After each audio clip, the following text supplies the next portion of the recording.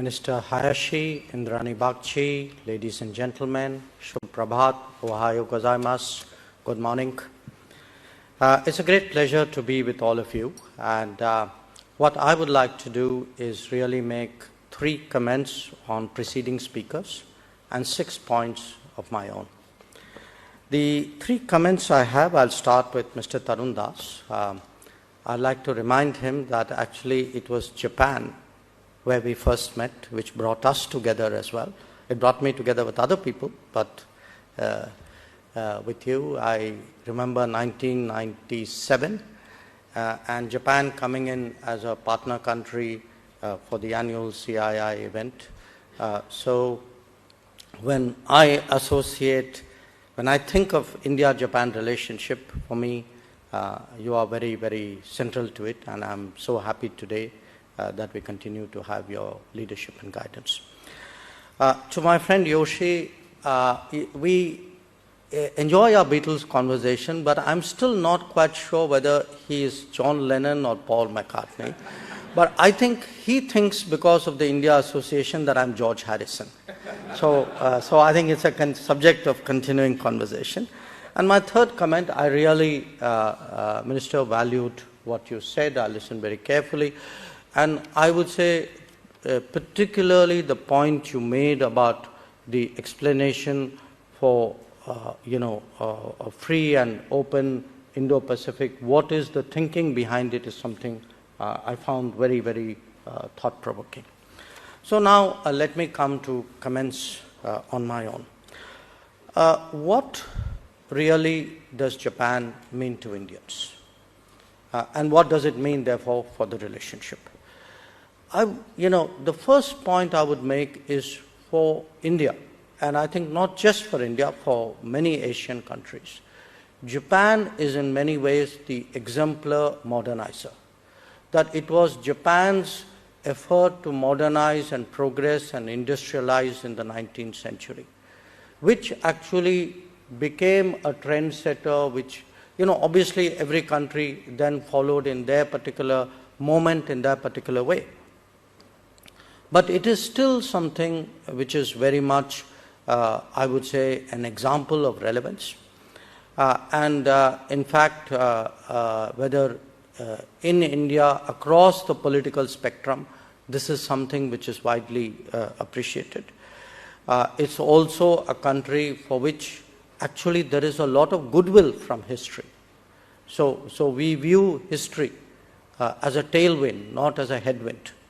That is something which I think our Japanese friends need to appreciate.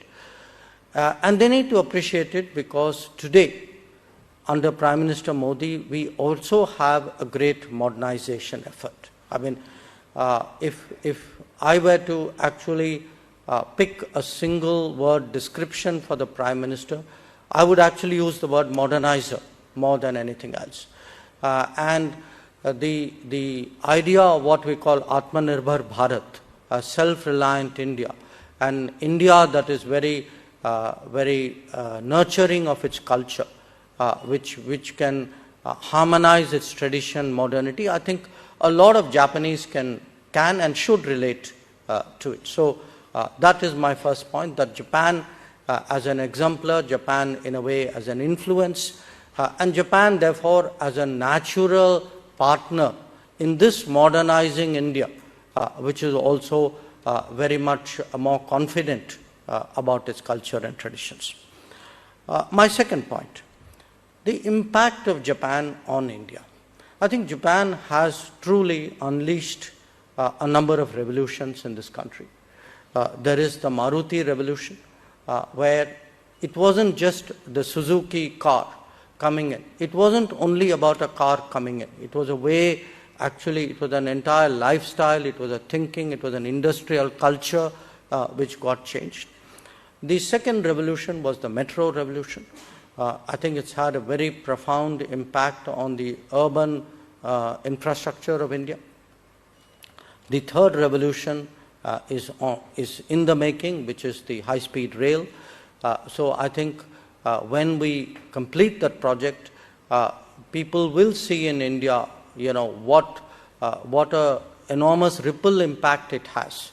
Again, well beyond the world of railways and movement of people, that it actually has a transformational impact on the economy, on real estate, on mobility, even on social habits of people. And the fourth revolution which I see on the horizon, which is emerging and critical technologies and semiconductor sphere, where again I do believe that there is a huge potential for us to work on. If you put them all cumulatively, I think Japan's had a very powerful impact actually on manufacturing in India, on our urbanization process, on the organization of logistics in this country, and as Minister Hayashi pointed out, also has been a source of support in the Northeast, and that's one area, not just in the Northeast, but beyond the Northeast to neighboring countries. It's something that we hope to develop further. So, while recognizing this, I think my advice to our Japanese friends here would be that you are also witnessing a maturing, or I would say an India with greater capacities. So the relationship has to be far more collaborative than before. It will have to localize much more in India, we will have to keep changing with times if we are to keep expanding the relationship. My third point, the foreign policy point. If I were to look back at the convergence of the last 25 years, to me the convergence happened because you had a Japan which was desirous of stepping out into the world, and in India which was actually looking east and acting east. And India moves much more out of its traditional comfort zone further east. Japan moves out of its comfort zone into the world and further west. And I think that's where the big intersection in a way has happened.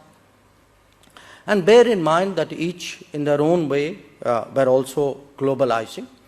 And today, when Minister Hayashi speaks about Bangladesh, or yesterday we had a discussion about Sri Lanka, and that is where he is going from here. We find today ability and interest and inclination to work with Japan in a number of third countries. I think when I look at Japanese policies and goals and Indian policies and goals, I think in many ways they are at least converging, in many ways actually supporting each other, and I think this today is a very important aspect of our relationship. My fourth point pertains to the Indo-Pacific and the Quad. I think the Minister, as I said, in a very thought-provoking way, analyzed the concept of how Indo-Pacific is described. But I would like to step back and really underline the point of history, which is that the Indo and the Pacific got really separated in 1945. It got separated because the dominance of the United States actually put the Pacific into a particular spotlight, because you had the Japan relationship, you had the events in China in the late 40s, you had the Korean War, you had the Vietnam War. So what happened was that became for the United States a theater all by itself. And today, as the world is globalizing, as the US itself feels the need to look for more partners, we are seeing the reverse, a return to history, that the natural seamlessness between the Indian Ocean and the Pacific Ocean, I think is today creating what is increasingly accepted concept of Indo-Pacific. In fact, I was very happy that at the East Asia Summit this time, that there was, all the countries today recognized the validity of the Indo-Pacific. And in regard to the Quad, again, it's important to look at the Quad not in traditional terms, in orthodox terms, because very often, particularly the analytical world, is a very habituated world, that they apply old templates to new situations. So to me, Quad is the ability for countries in alliances to keep their alliances, but to look beyond alliances. And it is this, I would say, leap of strategic imagination, which actually the leaders and the governments of Quad have shown, and to the analysts in the room, I hope that you too would match our openness of mind. My fifth point, the future of the international order. The big challenge, really, the unknown world we are moving into. You know, people describe it artificial intelligence, quantum, etc. But in many ways, it's a world, it's actually the term knowledge economy and captures a lot of that. So if I were to look at 4 big characteristics of the era that we are poised to enter, which is the need to build resilient and reliable supply chains. 2, the need to ensure trust and transparency when it comes to digital domain. 3, the need to uphold political democratic values and market economy. And 4, address the demographic challenge which the world is going to face, which is where the demand is not where the demographics is. And how do you synthesize these two? If I were to put these 4 as the primary characteristics of the world we are entering into, I would say that India, Japan are indeed natural partners, because I think these are 4 very powerful reasons for us to work. Finally, I would highlight to all of you, and again I'm building on a point which Mr. Hayashi made about the people to people. But I think, you know, I travel a fair amount in India, I visit a lot of universities, I meet a lot of young people. I want to say really they find Japan very fascinating. Today, if you Japanese culture, Japanese language, Japanese food, really Japanese aesthetics is enormously appealing to the younger generations of India. So yesterday in our own talks we had a discussion how to increase the number of students. We also, I made the point that we need to think much more of online interactions because that is very much today a natural medium for young Indians to communicate and to actually relate. And that is something we need to build on. So if I were to sum up these remarks, I would say today, whether it is the future of the international order, whether it is strategy, whether it is economics, whether it's technology, whether it is culture, or indeed whether it's history or geography, I think we, India and Japan, have a lot going for each other. And I very much hope that a forum of people who are so invested in this relationship that in the course of the next 2 days, you will be able to develop this further and strengthen us in the government as we proceed with this approach. Thank you very much for your attention.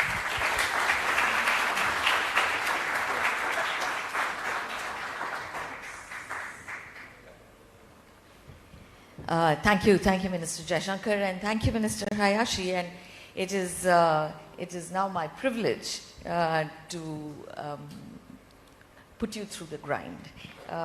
Before we open up to questions from the floor, Minister Hayashi, and I will address most of the questions to both of you because there are 2 different perspectives. Minister Hayashi, Japan's new national security strategy has been read and has been commented upon. In your view, where does India fit in this strategy? Thank you so much. As we already talked at the podium, this region, the South Asia, India, Bangladesh, Sri Lanka, Maldives, these are very key area in the Indo-Pacific. So that's why also our national strategies immediate concern or threat is Russia, North Korea, and China as a challenge. But cooperation between this area, especially with India, are really important to have a FOIP realized, and to realize all these FOIP concepts is a really the stabilizing key to all Indo-Pacific area. Minister Jaishankar, is when you craft India's national security strategy, even if it is not documented, where and how would you put Japan in it? For us, no question, it is one of the really major important relationships. I think there was always a bilateral case for it. Where that has gathered more pace is in the last decade. We have taken a lot of concepts and good intentions and made it on the ground into practical achievements or practical steps in progress. But there's also today the larger relevance, the Indo-Pacific relevance, I would say the global relevance. That Japan would be among the countries with whom we would have affinity, we would have a degree, high degree of trust, that a lot of our interests are convergent. So both bilaterally and regionally, internationally, and aspirationally. I mean, we are countries who want to change. If you look at a multipolar world, if you're looking at better representation, a more democratic representation in the UN Security Council, I think you would see Japan is a partner in pretty much everything we're doing. Thank you. Minister Hayashi, just to go back to what you just said about North Korea and China being challenges that we should address. In our part of the world, we see another challenge, which is extremism, radicalism, and terrorism crossing borders. And so if you were to look at this particular challenge, and we see this challenge not only around India, but beyond our borders, and I do believe that none of us are free from the threat of this particular challenge. How would you address this? It's an unquestionable issue that everybody, India, Japan, everybody should be very strict vis-a-vis all those activities such as terrorism, and to stop all those each country should be ready for that, but cooperation between like-minded countries like us to counter terrorism is the top priority issues. Thank you. Minister Jaishankar, do you have any thoughts on this?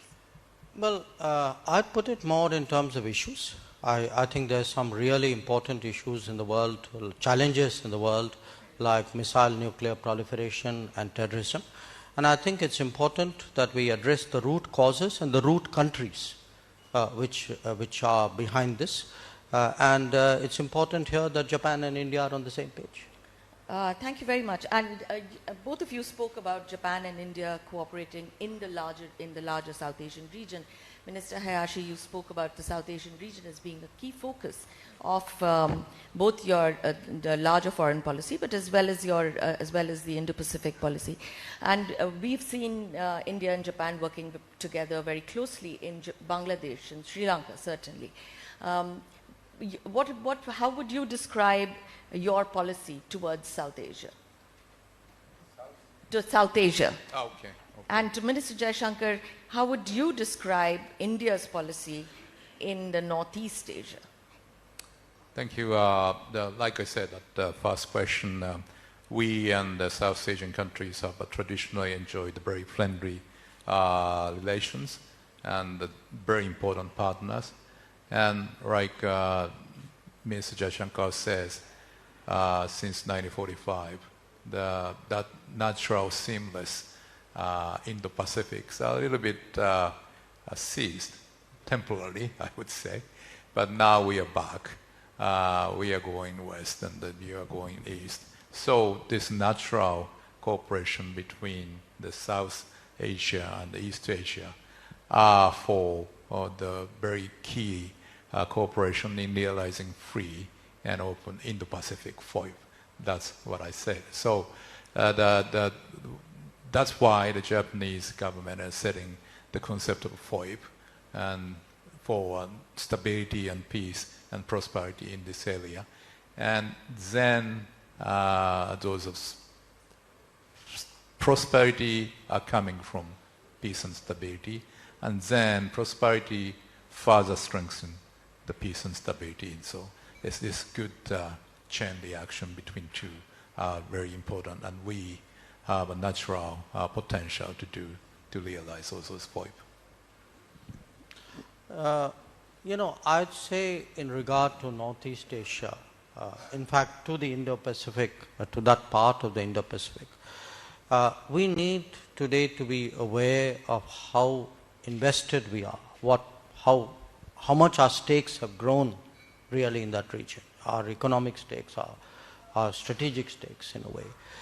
So for us today, the stability of that region is absolutely crucial. There's one part of it is of course individual relationship, and as I said, the Japan-India relationship is an exceptionally strong one with an enormous potential. But I think there's the larger issue of why it is necessary for, in global interest, really to have stability in that part of the world. The Quad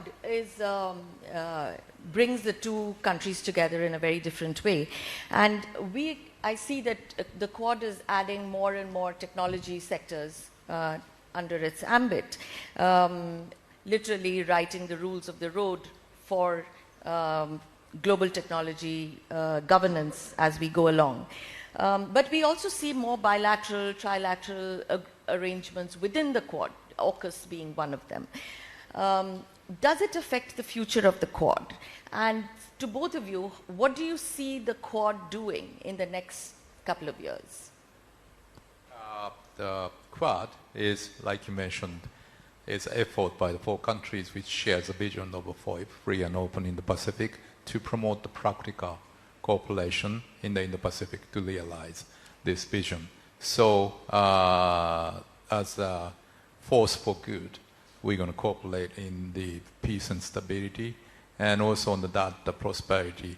So, four countries' cooperations, we agreed on that the last May's summit meeting, that climate change, international health issues, infrastructures, important technologies, cyber space, and oceans, so many areas that we can cooperate. So again, I would like to emphasize that these cooperation will further help the areas of peace and stability that is basically based on those cooperations. Indrani, one of course within the Quad, the more we work together, the more comfortable we get, there's more we can do. Whether members of the Quad, not all of them, but 3 of them or any smaller number decide to embark on something, that is their choice. After all, if our whole idea is that the entire region should be free to have its choices, that applies as much within the Quad as outside the Quad. So I think that's a choice which is for them to exercise. But future of Quad, I would say I'm really very optimistic. I feel, in fact, if you look at the last, we restarted it in 2017. Okay, every 6 months people pronounced it dead, and every time it reincarnated stronger and stronger. Okay, so my issue here is, if you look practically, today you have critical and emerging technologies, you have maritime domain awareness, you have HADR, SOPs for HADR. So every meeting of the Quad is actually deepening the agenda. It is giving us many more issues to work on, and I feel after every meeting that actually there are many more ideas about where we're going. So I am today, frankly, very validated that this new way of working, which, as I said, very flexible, very open-minded, there are a lot of give and take. This is the way to go. This is how actually the future, certainly of important relationships are going to go. They're not going to go by 1945, 1950 type alliance analysis. India and Japan just signed an agreement on semiconductors, semiconductor cooperation and critical minerals. Neither of us are big manufacturers of semiconductors. What does this agreement mean for both of us, and how do you want to put it on the ground?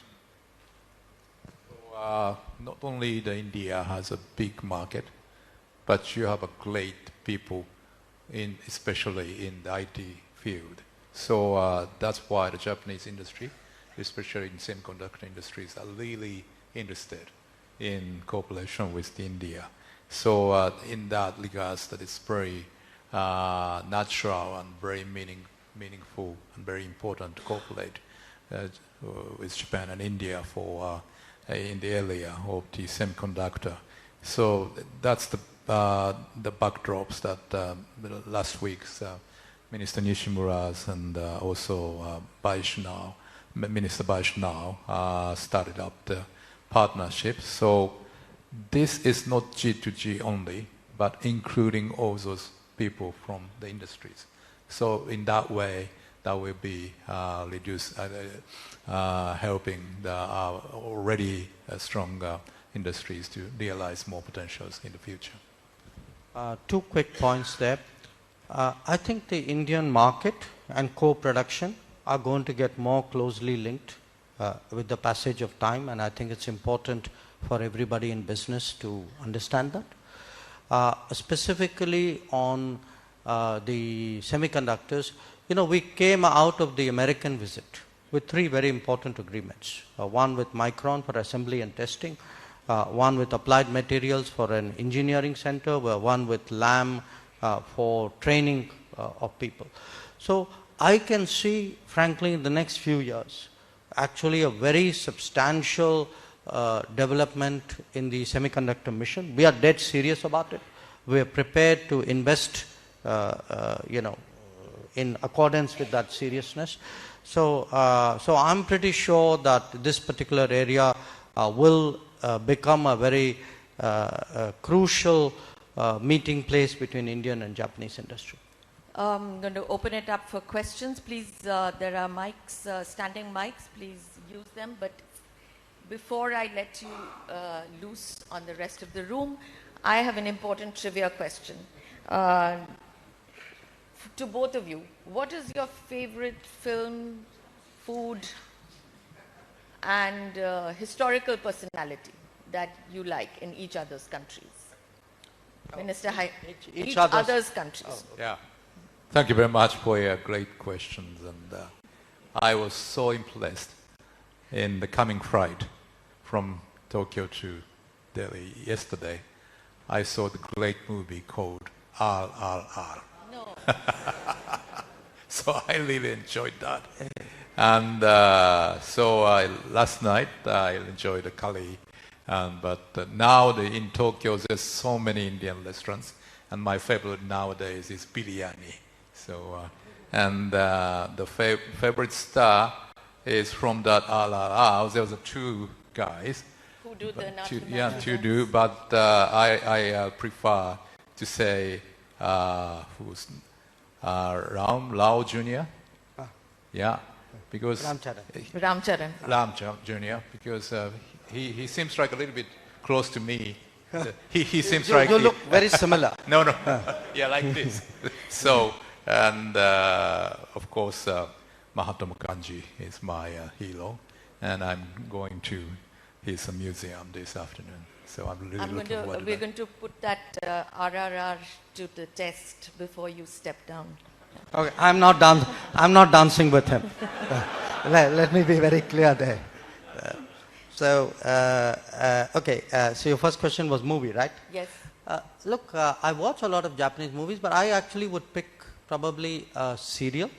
There's a serial many of you would have seen, Japanese would know, Shinya Shokudo. It's called Tokyo Diner. That's something which I very much enjoyed. It's also, by the way, a film about food. So it kind of comes to your second question, what would I like most about Japanese food? I would probably say something called Kimpira Gobo, but only the Japanese in the room know what gobo is. It's a long root which is only available in Japan. So anybody from Japan who comes and presents me with gobo, I will happily accept it. So that's a hint for future visits. Which figure in history? Look, if you look at Japanese history, they're in fact very fascinating individuals. But I would probably pick somebody from Japan who is relevant today to what we are doing. There is a person called Iwakura Tomomi. He is very famous because he led a mission around the world to collect what today we would call best practices. And he took global best practices to Japan, and the Japan which modernized actually harvested those good practices. So to me, when I look at foreign policy, one important part of foreign policy is actually to go around the world collecting best practices and then bringing it home and trying to see how can the system actually absorb it and implement it. Thank you both, and we will be deprived of the sight of the two of you dancing, but I see questions on the floor. Please, introduce yourself if you could. Okay. Thank you very much. Hiro Akita from Nikkei, Tokyo. So please allow me to ask a journalist question because I'm a journalist. And I understand that the peacetime collaboration between India and Japan is very, very close. But my question is about the wartime cooperation. And because the partnership will be really tested in time of war or crisis. So specifically, my questions to both. To Mr. Jaishankar, what kind of collaboration would India can possibly do in the case of war in Taiwan Strait? What would be the option for India to collaborate with Japan? And for Mr. Hayashi, similarly, if there were to be a war or conflict in the Indo-Pacific or at the border of Indo and China, what kind of support Japan can provide? Just in addition to diplomatic support or economic support, but something else. Thank you. Yeah. Go ahead. I fundamentally disagree with your question. I disagree with your question because I think it is actually the peacetime cooperation which is when you are tested. Because if you don't work every day to build a relationship and to put in place capabilities and comfort and your structures, then when something more severe comes, if I can't handle a good day, how will I handle a difficult day? So I think the way you have put it does not appeal to me very honestly. I would say for us really the challenge is that we work every day in every possible way to strengthen our cooperation, whether it's in economics, whether it's in supply chain, whether it's in the digital domain, whether it's in critical technologies, and also in maritime security or in more than maritime security. If you do all of this, I would say you are contributing to the strengthening of peace and stability and security. So many of worse fears do not happen if you actually work ahead of it. So that would be my answer to you. Yeah, I really love to say I disagree with your question, but since you're the Japanese reporter, I don't use that words. But like I said at my speech, we're already doing some cooperation in the security fields, such as exercise on land and at sea, and in the air, including the first ever jointed fighter exercise in January. And so those are the proliferation that Jay also touching upon.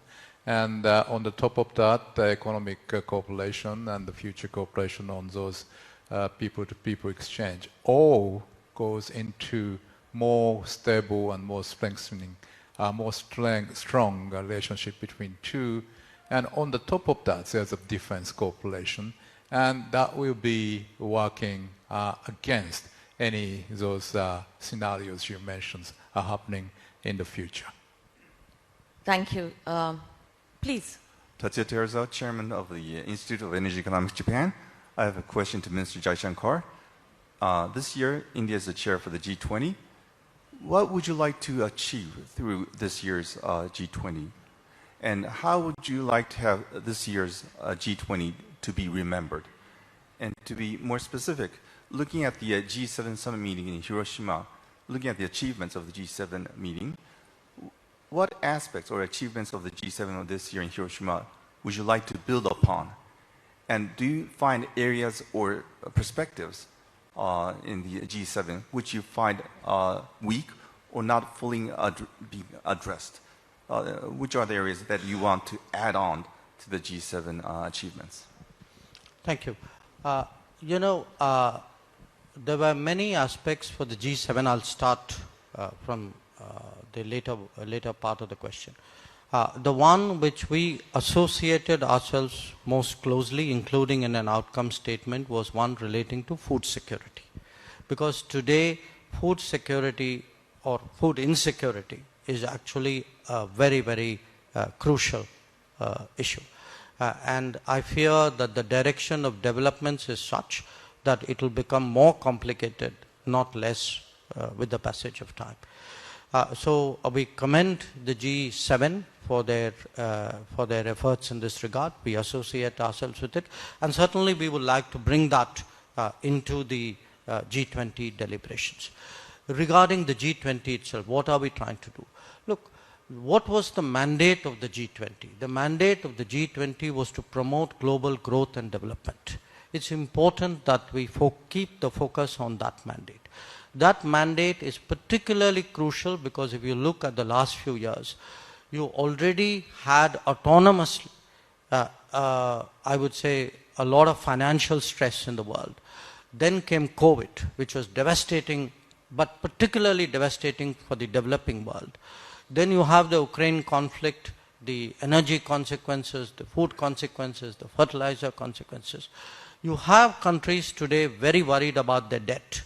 Now, we had given some relief to the LDCs, but you have today, Sri Lanka, for example, is not an LDC, it's a middle income country. So, for me today, how do I address the economic needs of much of the world?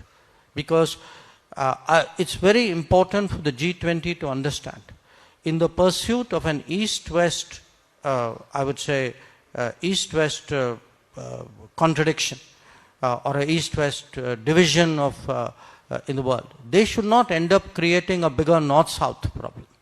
So we need today to look at debt, we need to look at reform of multilateral development banks, we need to look at how do you actually support a whole lot of economies who are going through this period. We need to look at food, but and we need to look at green financing, because we keep talking about climate change, climate action, but where's the money?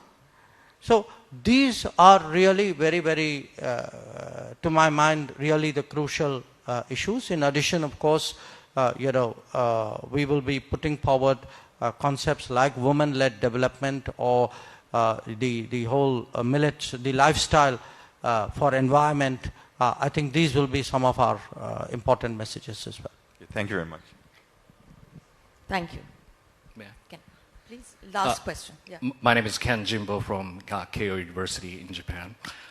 With Prime Minister Modi's visit to the United States last month, the both countries have come up with impressive list of cooperation, especially on the defense domain that involves the joint development of the fighter engines and provision of the unmanned system to India. So my question to Minister Jaishankar is that whether the strategic realignment with the United States is underway in India? If so, that to what extent that do you think that the future of the India-U.S. relationship, and follow-up question to that, as India is cultivating its own defense industrial base in a much robust manner, there will be a room for the Japan-India Defense Industry Corporation. I also like to have your view on this. You are right that two important outcomes from the Prime Minister's visit. One was the agreement between GE Aerospace and a company called HAL for the manufacture in India of the GE 414 engine. The other was the plan to acquire high altitude UAVs from the United States and to have them initially assembled in India and also an MRO for their upkeep. And these are important steps. But bear in mind, it was not we who had a problem in dealing with the United States on military equipment. I mean, it was the United States which actually hesitated to supply us for many, many years. And it was thanks to the nuclear deal and what happened thereafter that this possibility became unlocked. We have always been open to getting, the best possible option for our military requirements. We have tradition of actually global sourcing. So if you look at the Indian military, you will see Russian, you will see French, you will see Israeli, you will see American, of course. You see some Korean today. So there is a very, very broad sourcing here. What does it mean for India and Japan? I think, the Minister and I discussed it yesterday. Today, when we speak about Make in India, that Make in India applies very much to the defense sector. As I said, Indian market today is very much influenced by Indian co-production. So the more we are able to partner and deepen collaboration in India, I think the possibilities will grow. So I think, to my mind, there is a lot of room here really for Japanese companies in the defense area to look. We have two defense corridors in this country, one in the north, one in the south. So yesterday, in fact, I invited the minister. I said that, look, we would be very interested in engaging Japanese companies who would like to come in various spheres. It doesn't have to be necessarily a platform. There are in industry a whole range of options out there. But to me, that would be the one more step in the evolution of our relationship. I don't know if you would like to add to that. Just one quick comment on that. As we decided in the last December's national security strategy, we are now in the process of reviewing our three principles for defense equipment transitions. So that's in accordance with what you are already describing. So that in that backdrops we've been discussing last night about possibility in the industry of defense industries cooperation. Thank you. Thank you. Can I ask? Sure. Absolutely the last question. First of all, Honorable Ministers, it's really a pleasure to hear you articulate your views about not only the interaction between two countries, but two ancient cultures. The collaboration also extends much in the business side, as you articulated. In line with government's vision of making India for the world, I'm Deepak Shetty, I'm CEO Managing Director JCB. In line with the government's focus on making India for the world, I want to mention we proudly export to 130 countries around the world. Now, the backhoe loaders, which are one of the mainstays, majority of the components are manufactured locally. But for our excavators, I'm very proud to mention almost 30% components come from Japan. Now, when we interact with the larger companies like Kawasaki-san or Itochu, they are keen to invest in India. But the smaller companies which are in Japan, they are still not looking at India as a base for manufacturing the components. I would also like to mention that India today is the third largest construction equipment market in the world. So there is a huge market here locally. There is an export opportunity. Would you consider a special mission so that some hand-holding is done for the smaller companies who presently look at setting up facilities either in Yantai or in Ulsan, Busan, rather than looking at India? And we then reluctantly have to buy components from across the northern border, which probably we would not be very keen to. Thank you. Thank you, Mr. Chetty. Absolutely the last for... Yeah, very quick ones. There's a big potential for small and medium-sized Japanese companies to come here and cooperate with the Indian side and also utilize this big market. And maybe compared to the bigger companies, they need some assistance and information sharing.